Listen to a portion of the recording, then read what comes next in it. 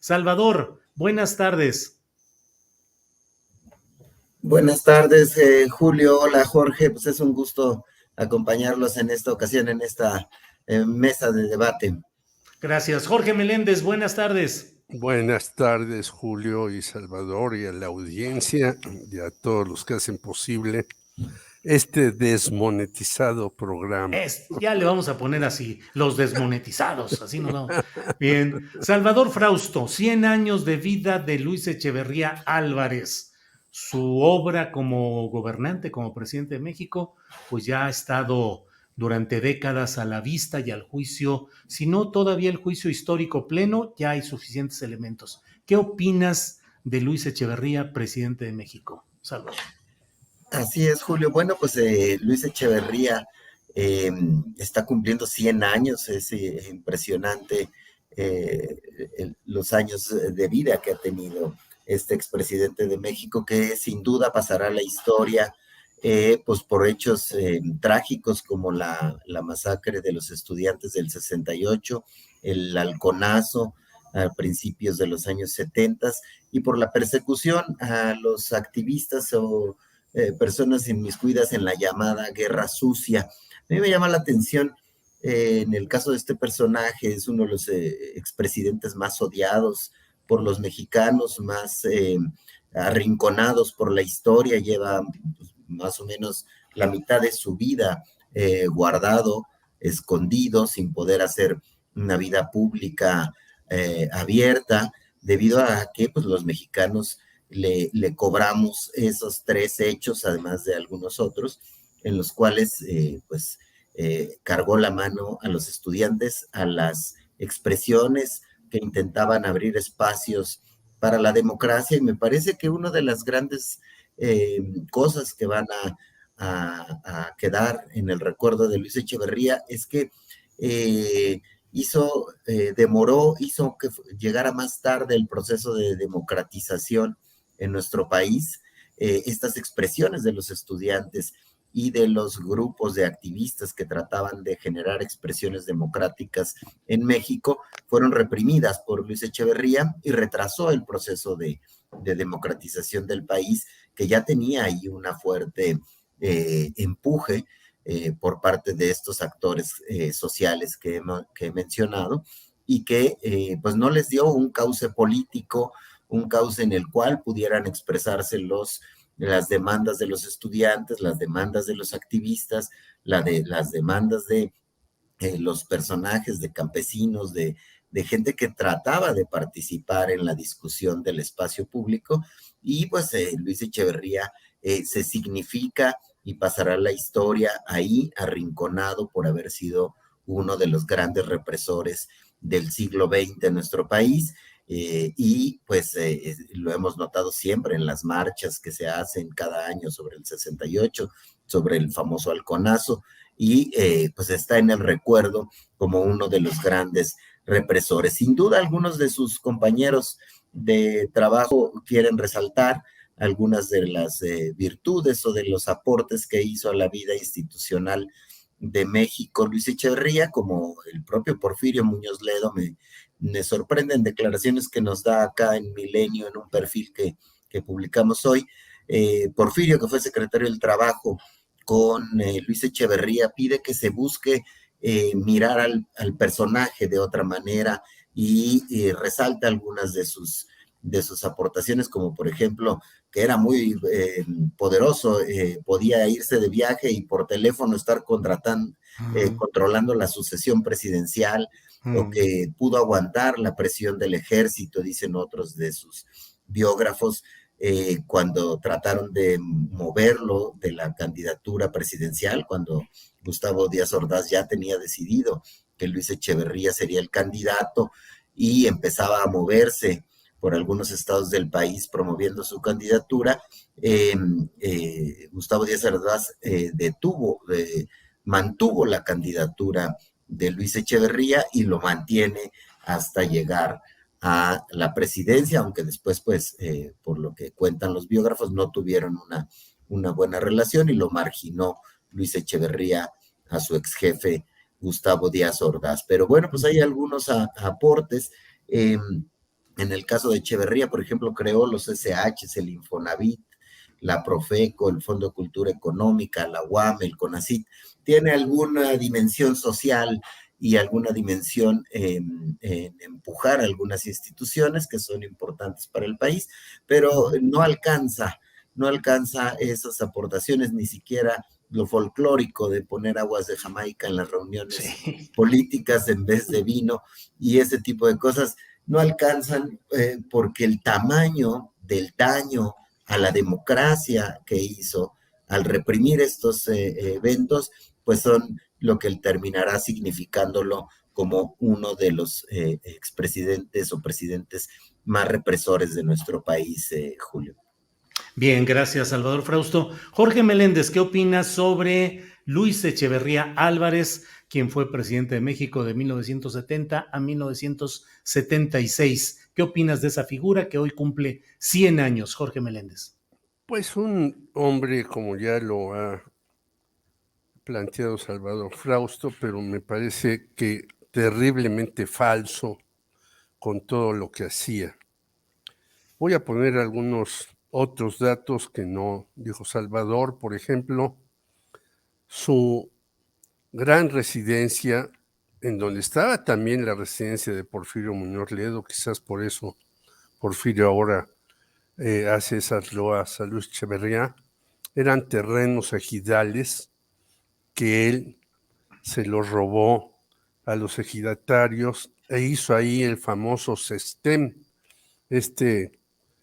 centro de estudios del tercer mundo, porque él quería ser un hombre importante para la ONU, quizás hasta secretario general de la ONU, y entonces era un nombre falso porque en 71 dijo que tampoco él había participado, en 68 lo señaló, pero después se supo todo, que el Estado Mayor Presidencial estaba metido allí por órdenes de él y demás.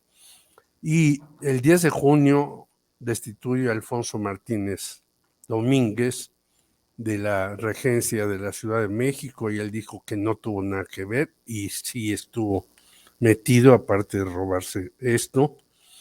Nosotros lo enjuiciamos en la famosa Fiscalía Especial para Movimientos Sociales y Políticos del Pasado, que encabezaba Ignacio Carrillo Prieto.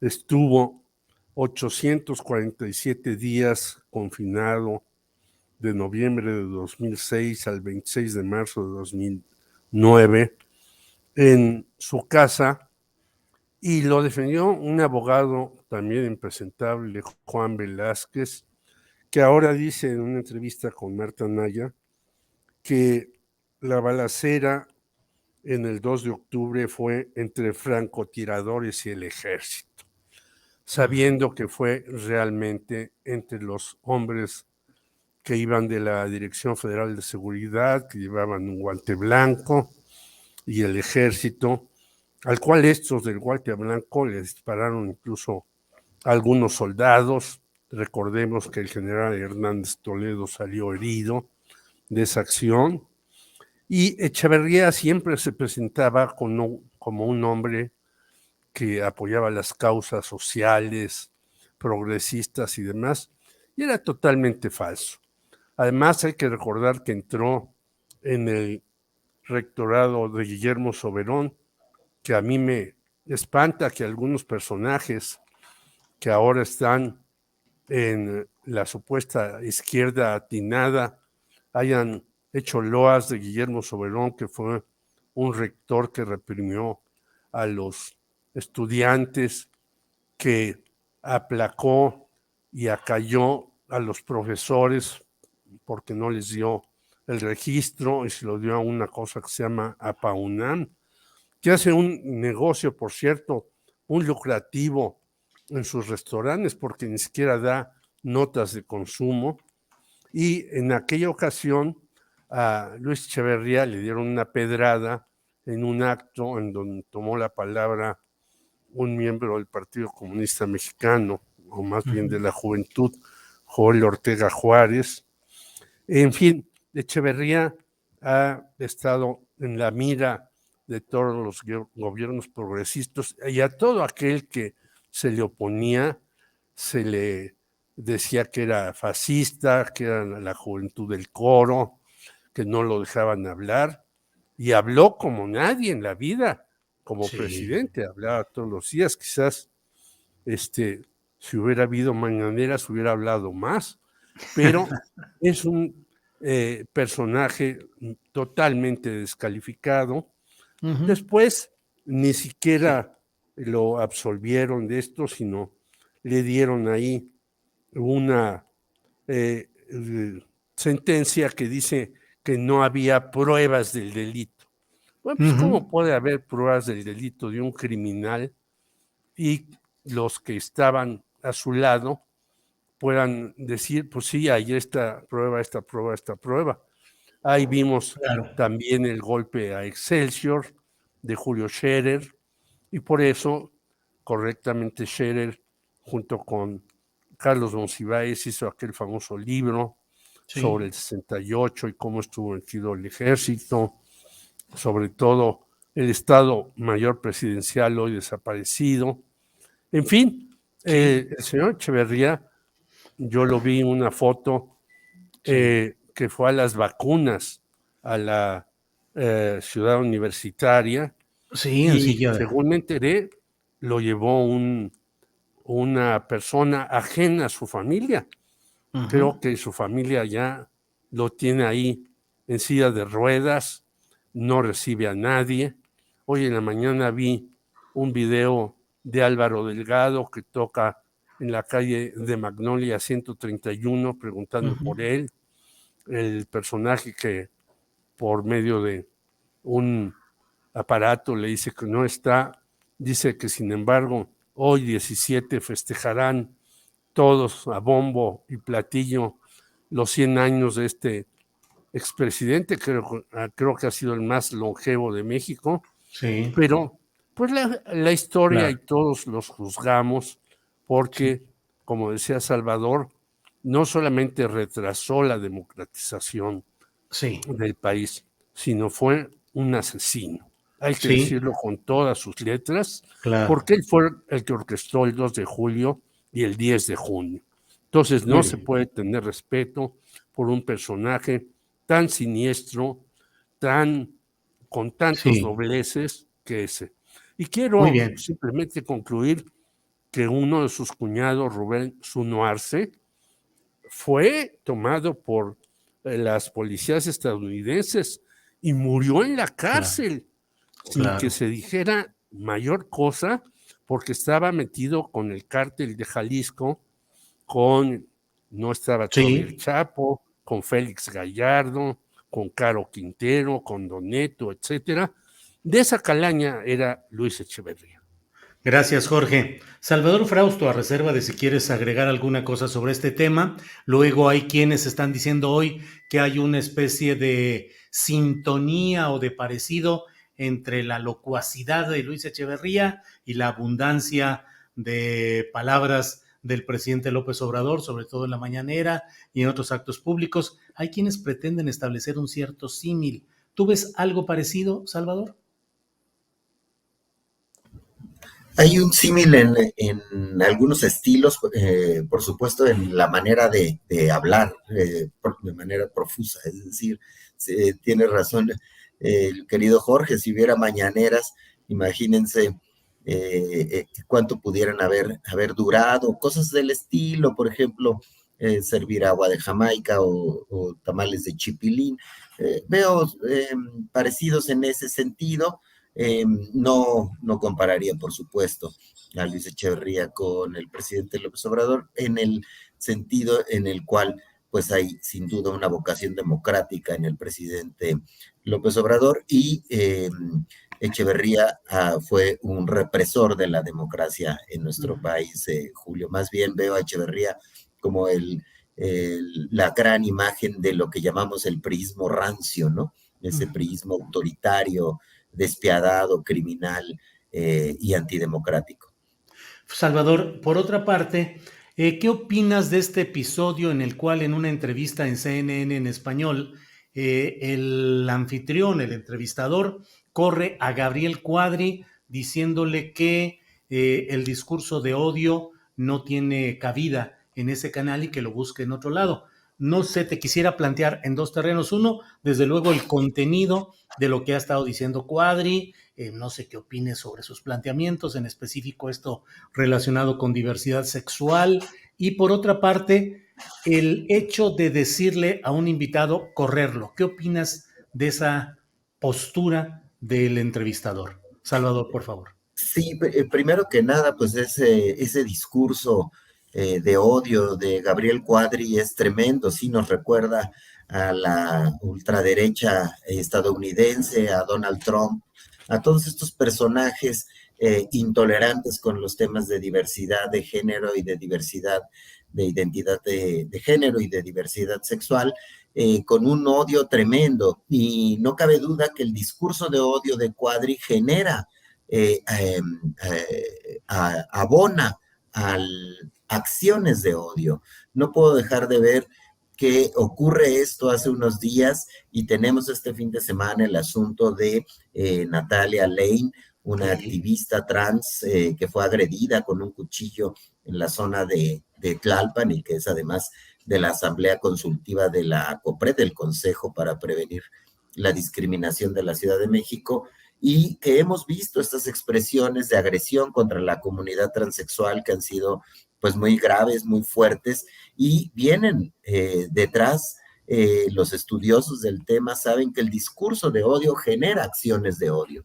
Entonces Cuadri está siendo profundamente irresponsable al enarbolar estos discursos que provienen de una profunda ignorancia. Yo lo vuelvo a leer y me doy cuenta que no entiende nada, que tendría que acercarse a la comunidad trans y a la comunidad que defiende los derechos de la diversidad sexual para comprender a mayor cabalidad de este tipo de asuntos. Es verdaderamente Cuadri un ignorante de la diversidad de género y Camilo Egaña se molesta durante la entrevista y termina corriéndolo de ahí, y hasta a mí me parece quizá puede ser un extremo, pero los medios de comunicación no nos podemos prestar a los discursos de odio, tenemos que ser firmes en la frontera en la que está la libertad de expresión, garantizarse que cada quien diga lo que piensa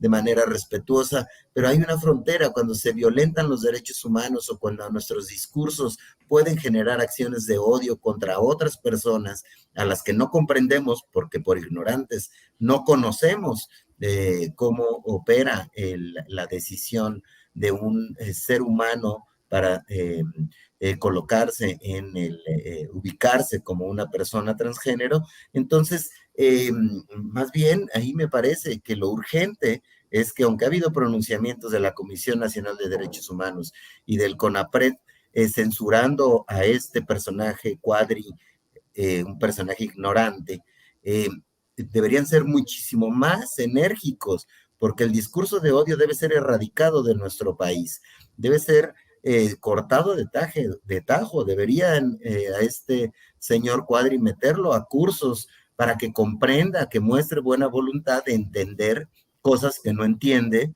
por su ignorancia. Gracias, Salvador Frausto.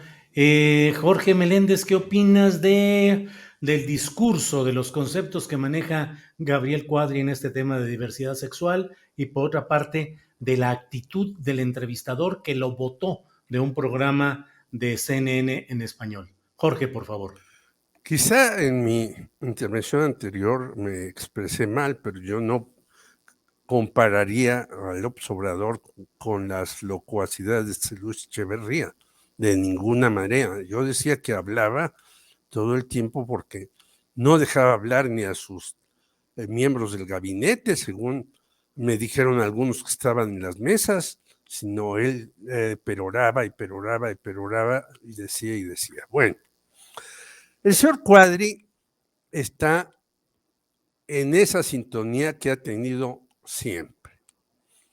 Hay que recordar que a un debate que va al Instituto Federal Electoral, creo que todavía se llamaba, lo sacan en una foto viéndole la parte trasera, una de las edecanas bellísimas que contrataba el IFE para hacer ahí algunas funciones de pasar la palabra o dar documentos o recoger cosas.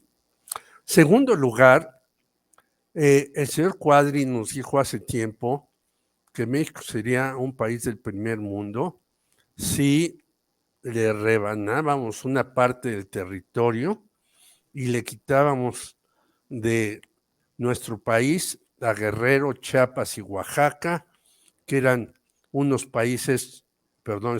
estados totalmente atrasados y que eso atrasaba más el país. Y bueno, ahí vemos que estos estados atrasados, por eso ha puesto la mira López Obrador en el Tren Maya, etcétera. Bueno, eso decía Quadri, pero eso ni siquiera es de autoría de él.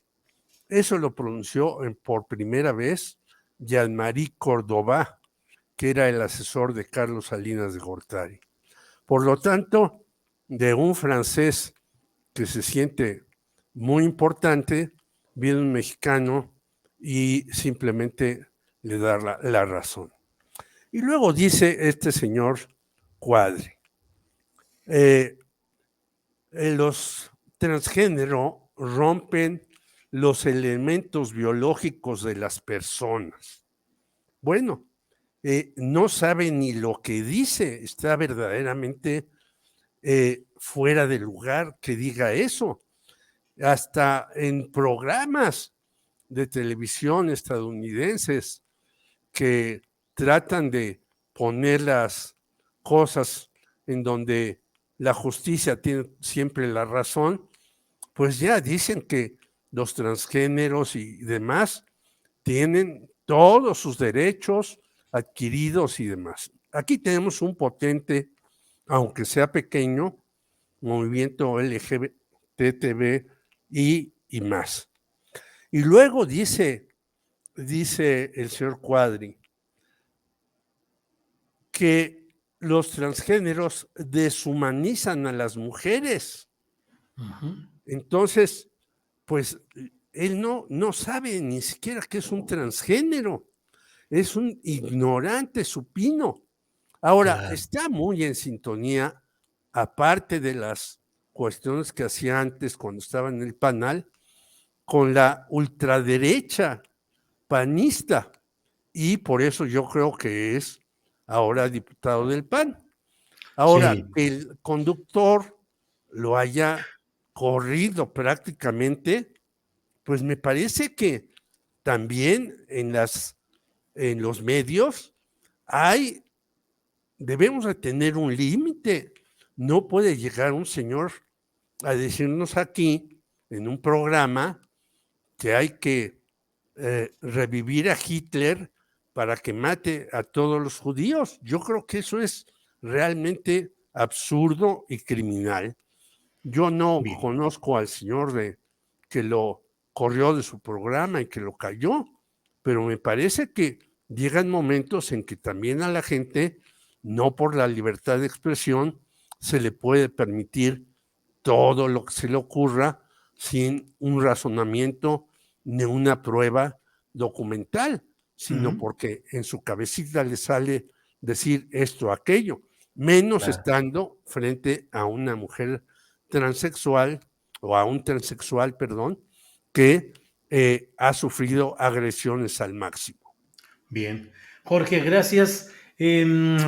Salvador Frausto, pues según los reportes más recientes, virtualmente está ya prevalidado el número suficiente de apoyos para realizar el ejercicio de revocación de mandato.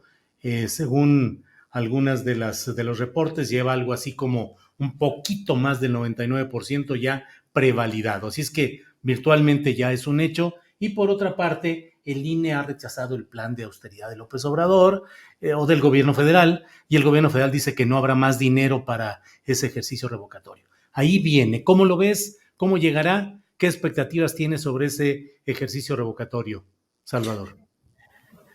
Sí, de las más de 9 millones de actas que se consiguieron, algunas físicas y otras a través de las aplicaciones, estas actas en las que los ciudadanos pedían que existiera este ejercicio democrático de revocación de mandato. Yo creo que hay todo este debate por la austeridad, y ahorita me refiero a él, en el que López Obrador y su gobierno le pide austeridad al INE, y Lorenzo Córdoba y los consejeros siguen pidiendo dinero y rechazando apretarse el cinturón en varias áreas.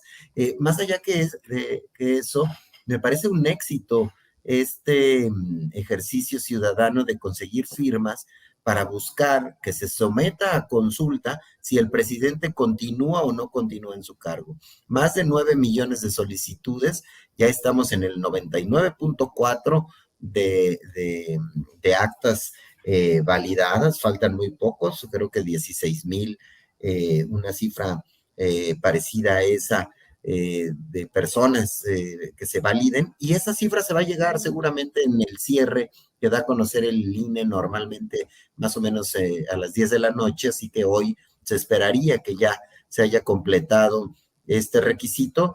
También en 21 estados ya se cumplió el requisito, tenía que validarlo 17 estados, ya son 21. Entonces, va muy avanzado este ejercicio que será sano para la democracia, que se le consulte a los ciudadanos si quieren o no que continúe un presidente. Podemos prever que en el caso del presidente López Obrador, si nos atenemos a las encuestas, la gente votaría porque se mantenga en el cargo, pero será muy útil este tipo de ejercicios para el futuro, o para aplicarlo a gobernadores o a gobernantes que la gente verdaderamente rechace por su manera de gobernar. Probablemente el presidente Peña Nieto no hubiera terminado sus sexenios si existiera un ejercicio de esta naturaleza, o presidentes muy repudiados, y que puedan la ciudadanía poner un correctivo a tiempo. Se puede ampliar a otro tipo de consultas, y eso habla de una democracia sana, activa, participante. Y tenemos también, pues bueno, el asunto de que el INE tendrá que entrarle al asunto. Ahora, ¿con cuánto dinero? Si ponen más casillas, menos casillas, ese pleito va a seguir, y a mí me parece que es un pleito perdido por el INE y por sus consejeros, en el sentido de que lo que están mostrando es que pelean por dinero. No quieren reducir sus sueldos, no quieren reducir privilegios, inmuebles, la cantidad de dinero que paga el INE por los inmuebles es grandísimo, y falta imaginación a los consejeros del INE para buscar una solución. Por ejemplo, los partidos políticos, la cantidad de presupuesto que se llevan los partidos políticos de lo que le toca al INE, que son más o menos pues, casi 20 millones de pesos para 2022, más de 5 millones está ya etiquetado para los partidos políticos. ¿Por qué no hay una presión de parte de los consejeros a que la reducción del dinero vaya hacia los partidos políticos? Sí, la cantidad de dinero que podrían ahorrar en salarios y aguinaldos y asesores y demás, a lo mejor es poquita, pero no se quieren montar en el discurso de la austeridad, y ese tema mantiene tensa la relación entre el gobierno de López Obrador y los consejeros del INE, y bueno, vamos a seguir viendo esa tensión fuerte en lo que viene, ¿no? Gracias, Salvador. Son las 2 de la tarde con 59 minutos. Jorge Meléndez, estamos en la parte final ya del programa, de esta entrevista, de esta mesa que tenemos con Salvador Frausto y Jorge Meléndez. Jorge, ¿qué opinas de este tema del revocatorio que ya viene a nivel federal y que, bueno, no se necesita ningún sombrero de mago ni bola de cristal para saber que no habrá revocación de mandato del presidente López Obrador, sino que es un ejercicio para implantar, para establecer un proceso que puede revocar mandatos? Aquí estamos en lo federal. También se va a poder hacer en lo estatal conforme se vayan dando los ajustes correspondientes, también después de los primeros 3 años de gobierno en los estados. Híjole, Jorge, en los estados habría fiesta en muchos lugares si pudiesen contar con la posibilidad de votar a tiempo a tanto impresentable y dañino que hay en los estados. ¿Cómo ves este tema, Jorge? Pues esto último que acabo de decir es lo fundamental y a lo que le tienen miedo muchísimos. No solamente al asunto del López Obrador, que obviamente yo no veo quién le haga contrapeso. Los que le hacían contrapeso al principio, recordemos Gustavo de Hoyos y todos ellos, después dijeron, no, ya no nos metemos, porque Gustavo de Hoyos dijo, aceptemos el reto y saquemos a López Obrador en 3 años. Viendo la aceptación que tiene, 60, 70%, yo he leído algunas encuestas de 70%, López Obrador, pues ni de lejos le van a hacer sombra. Es más, ellos se van seguramente a hacer a un lado. Pero como una patada inicial en un partido, esto va a traer consecuencias después en muchos otros partidos. Y eso es a lo que le tienen miedo. Y le tienen miedo también, y cito al señor Ciro Murayama, el gobierno no se puede meter con el INE, dice el señor Ciro Murayama. Es decir, ellos pueden hacer lo que les dé la gana internamente, tener toda una serie de locales. Va a haber este año 6 elecciones y va a haber 32 institutos en el país que cobran también dinero y demás. No se les baja el presupuesto a los partidos políticos por nada del mundo, al contrario, se les aumenta cada vez más, a pesar de las trapacerías que hay en todos los partidos, a pesar de las broncas por el dinero. Ya vimos el caso de la señora Jacob Polemski dentro de Morena, pero muchos más. Por lo tanto, yo creo que va a ser otro estira y afloja entre el gobierno federal, algunos legisladores y el INE, pero esto va y eso les va a causar horror a muchas personas, no solamente a nivel federal, sino en los estados donde van a poder entrar a este ejercicio y que se van a poner a temblar los Cuauhtémoc Blancos o todos estos personajes que están realmente en una situación terrible dentro de su estado y que los quieren sacar a como de lugar y la gente no puede.